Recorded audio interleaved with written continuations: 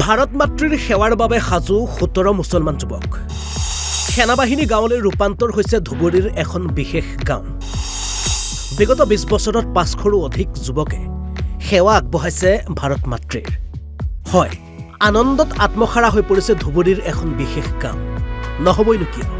কিয়নো দেশ মাতৃৰ সেৱাৰ বাবে সেনাবাহিনীত নিযুক্তি লাভ কৰিছে ১৭ গৰাকী দেশী জনগোষ্ঠীৰ মুছলমান যুৱকে খবৰ অনুসৰি ধুবুৰীৰ ভাৰত বাংলাদেশ সীমান্তৰ হাওৰাৰ পাৰ গাঁৱত আকৌ একেলগে ১৭ যুৱকে লাভ কৰিলে নিযুক্তি পাছে গাঁৱৰ পৰা এয়াই প্ৰথম নহয় বিগত ২০ বছৰত প্ৰায় ৫০০তকৈও অধিক যুৱকে দেশ মাতৃৰ সেৱাৰ বাবে ওলাই গৈছে আৰু অলিখিত সেই পৰম্পৰাক অক্ষুণ্ণ ৰাখি পুনৰ এইসকল যুৱক সাজু হৈছে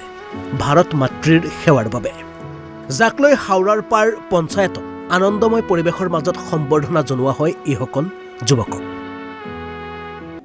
আমাৰ হাওৰাপাৰ গাঁও পঞ্চায়তৰ উদ্যোগত সভানেত্ৰী বা সমূহ সদস্যৰ বা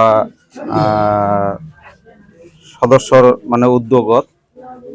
এখন সম্বৰ্ধনা অনুষ্ঠান আমৰা মানে আয়োজন কৰা হয়েছে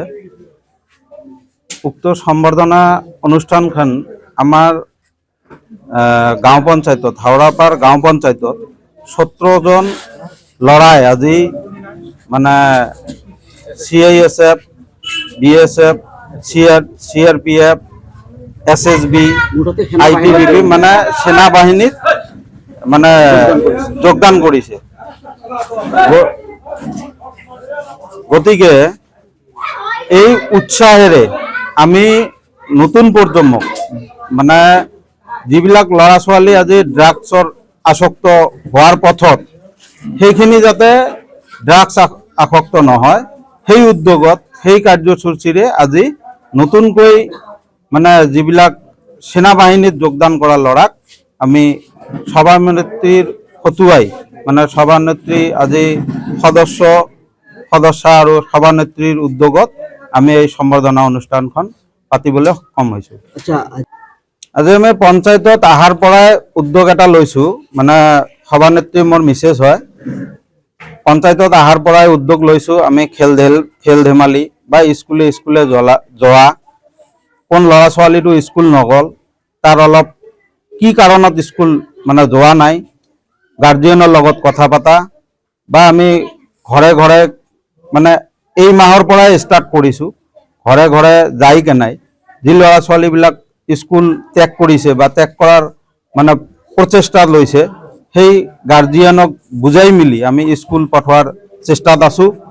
খেল ধেমালি বেছিকৈ কৰাৰ কাৰণে প্ৰত্যেকটা স্কুলত আমি লাগি ভাগি আছোঁ যাতে খেল ধেমালিটো বেছি হয় ড্ৰাগছ মুক্ত এখন অসম গঢ়িব পাৰোঁ আমাৰ গাঁও পঞ্চায়তত যদি আমি এই উদ্যোগটো ল'ব পাৰোঁ আমাৰ